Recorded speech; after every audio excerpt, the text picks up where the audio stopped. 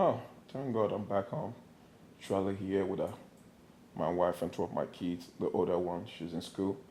These are the people that actually kept me alive. The people I was thinking about when I was dying. You know, when I got shot. These are the people that were actually in my mind. So being here with them, I'm happy. Talk to me about that moment that you walk through those doors, the first time you see EVA and your kids for the first time. Yeah. The moment they opened the door, I rang the doorbell, they opened the door, I just burst into tears, started crying. I couldn't hold it back. You know, I was thinking about them when this whole incident happened, and it was a miracle. Me coming back home to actually see them, it was another miracle. So I bless God for everything. I'm alive. I'm here with them. It's a blessing. How long were you in the hospital and what was going through your head during that time? Uh, I was in the hospital for about Saturday to yesterday, about 4 days.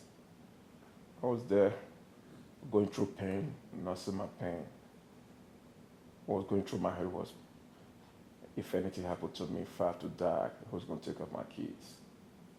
You know, I was just trusting God and believing God.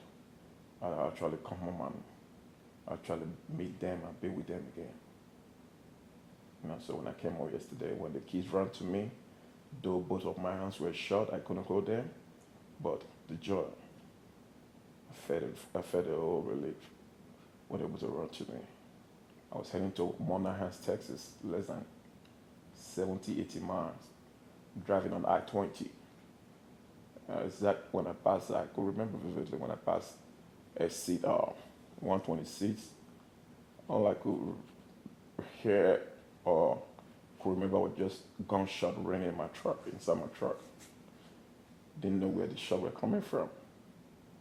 You know, didn't know where they were coming from. The first one blew off my wrist, shattered my wrist.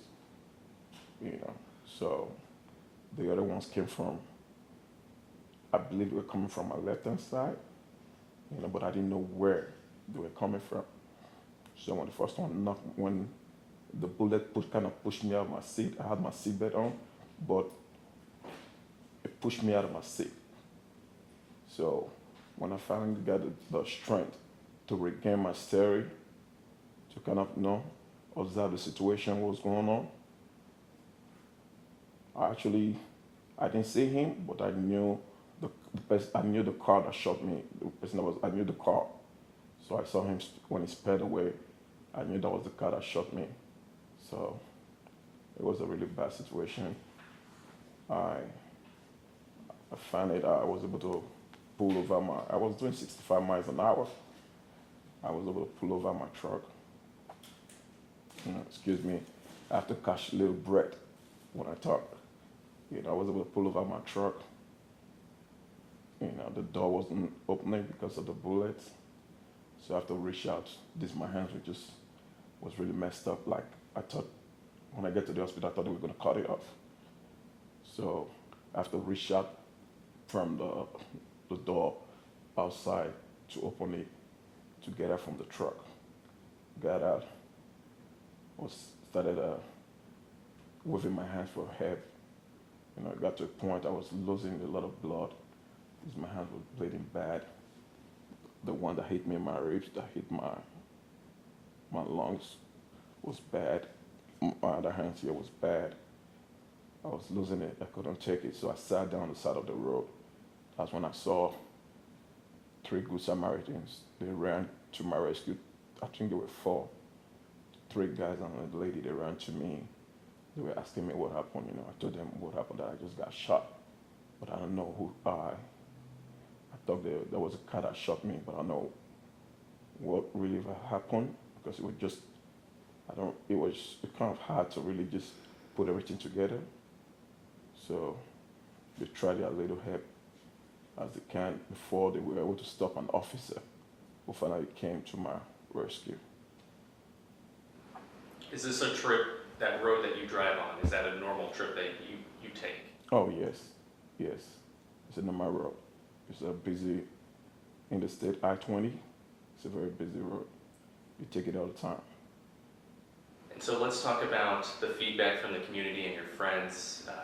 You've reached the goal y'all wanted on GoFundMe pretty quickly.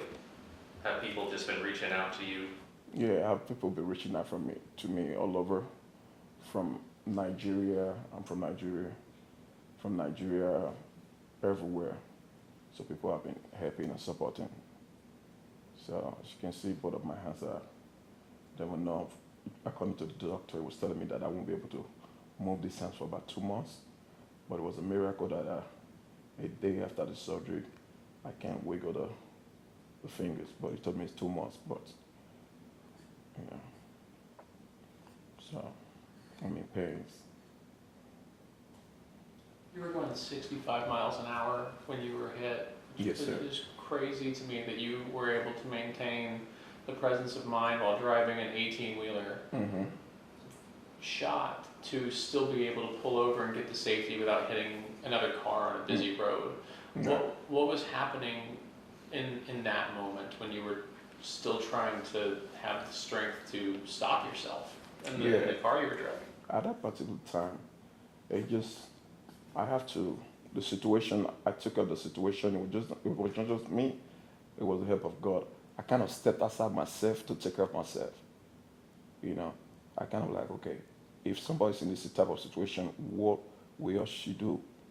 So I was able to I did what I said, like step outside myself, put myself in a situation that if this was somebody, what will you tell this person to do? Tell this person to stay calm. Don't rush. Just things will be okay. You'll get better. Even though this man was almost cut off, I was telling myself it's gonna be all right. It's gonna be all right. So I packed the truck myself, used my right hand, took it out of the gear, set my brakes. I was trying to open the door, it couldn't open. You know, I was trying to reach for the door knob from the outside because the semi truck is a little bit high. So I have to kind of lean out with this hand. You know, the truck was filled with blood. You know, I have to put my hand on the door to try to lean outside to open it, got out of it, got outside, closed the door, you know. It was a miracle. I just had to be in my best position, you know, in my best, just be calm to be able to take up that situation at that particular time. That was the best thing, because if I had like freaked out and because the way my hand was, if I freaked out because of my hand, I think I'd probably die in the truck. You know, probably die in the truck, because as soon as I got out of the truck, wait a couple of cars for help, because nobody wants to talk, you know. So it was a miracle that those things happened. God just put me through. When I finally got outside, when I was losing strength, then I sat down on the floor. As I was fading out, then I saw people coming. That's when I lay down. So you're back home, still in a lot of pain. Yeah. What is it difficult to do regular, everyday stuff? Oh yeah, it's really difficult. This man, I can't even move it. It's killing me. This other hand, I have a big hole here. I have another hole that broke my ribs, hit my lungs. You know, I'm talking to you now. I have to talk very little because I have to build strength to talk. So if I get up from here, just take a few steps, all I do, I gasp for hair, like, you know, need more hair. So pretty much I'm gonna be down for a long time. Especially the one that hit my lungs. Do you know when did the doctors tell you how long the recovery process would take? They told me it's gonna take a long time. It's gonna take a long time. And Mom, when you first got the call about what happened and you're so far away, what's going through your mind? I thought it was a dream. I couldn't believe it because I just spoke to him less than 2 hours before. I was like, no, it can't be happening. I just spoke to him. It felt like a dream. You know, you see these types of news all the time, in El Paso, in Ohio, California, all these other places. Did you ever think that you found yourself in a situation like that? Never in my life. If I had in a dream that I was shot in a mass shooting, I was involved in a mass shooting, got shot, I would never believe that. Even a couple of months, I say like 4 months ago, when my wife was pregnant, when she was about to have a baby, I spoke to my sister that lives in Norway. If my niece can come over and help us when my wife gives birth. You know what my sister in Norway said? She said, no, it's America. They keep people all the time. She don't want a child to come to America. You know, at first I was mad, but today now, look at me. You know, it's so crazy. Do you feel like it's a problem that doesn't seem to have an end in sight? No, it's a problem in the country. I don't know if they are. I don't know if they will do something about this. I mean, if stuff like this can happen to the 21, 22 kids that were shot in, what's the name of the school again? Newtown? Yeah, the little kids that were killed. They didn't do nothing about that, so I guess, you know, today was my turn. Tomorrow, I don't pray any bad prayers for you guys. Tomorrow might be you. You know, never in 1,000 years I believe I'll be in this type of situation, fighting for my life. You know, just driving, minding my own business. So I guess nobody's safe. So you have this injury in your ribs, your arms. Do you feel like you're gonna need therapy and, you know? Yeah, definitely. Definitely. Because the one in my ribs, it broke my ribs, hit my lungs, big hole in my hand, then the trauma. You know, I just sometimes when I sit down, when I think about your situation, it's just crazy. Every time they show the shooter, every time they show him on TV, I don't want to look at it. TV. I try to take my face off. I don't want to look at it. You know, it's something that definitely is gonna come to an end, and it's gonna go well. It's gonna kind of wear away from me, but it's gonna take time. You know. So that was my next question: is how do you, as a family, move forward after something so horrific? Just like I said, never been in this position before, never been in this situation before. So we're just taking every day as it comes. And trusting God. Just We have to trusting in believe God. You know. God kept him alive for a purpose, so we just believe in God. This will come to pass. So just one day. One day at a time. One day at a time. You know, just for me to take a shower. My wife I have to clean my body, to brush my teeth. My wife, you know. I'm a man that I like working. You know, I like do my thing. But now look at me, I can't do anything for myself. It hurts. Do you have a message for leaders who have any decision and the power to make things change? I guess, you know what, they've seen there's been an avenue that they can do something. You know, I just pray stuff like this don't happen to their children. You know, because sometimes you don't really believe when people say things if it doesn't happen to you or your loved ones. When I heard a mass shooting, when my wife called me, oh, there's another mass shooting, I'll be like, oh, I've seen that, I've heard that, I'll be like, oh, which of them? But today now I'm among the numbers, one of the survivors. So now I just pray to God for everybody in this country. You know, even though the leaders have the power to change it, I pray for their loved ones too, because I don't want my worst enemy in this type of situation that I am. It's not a good thing. It's not a good thing. You know, you're sitting here, you're holding your kids, your husband's back, obviously not whole, but when you hear these things that are happening, it could have been so much worse. To be able to hold your kids and to have him right here beside you, and they'll be one too. Oh, we're just thankful. We cried yesterday when he came. We just cried and cried. Just to have him here, it's a blessing. Just for my kids to be able to say, "Daddy, Daddy," it's a blessing. I know he's in pain. I know he's hurting. He can't do much for himself, but it's gonna come to pass. It's gonna come to pass. How long have you all been together? 6 years. 6 years? Yeah. And so when I came in, the first thing I noticed in your house was that painting that's, it was at, when you first started dating or? When we first had our first daughter, Isabella. Okay. Mm-hmm.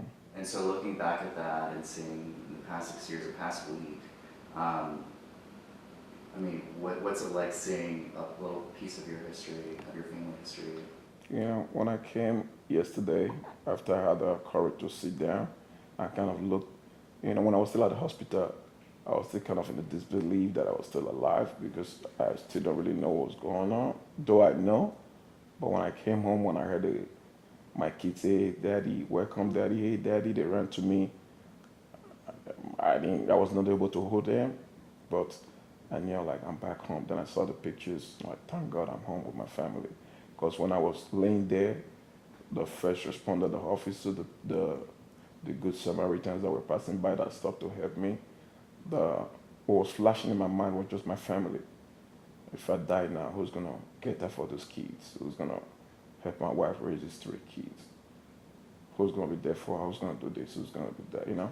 But when I came home to meet them, though I came half, I met them, I became full.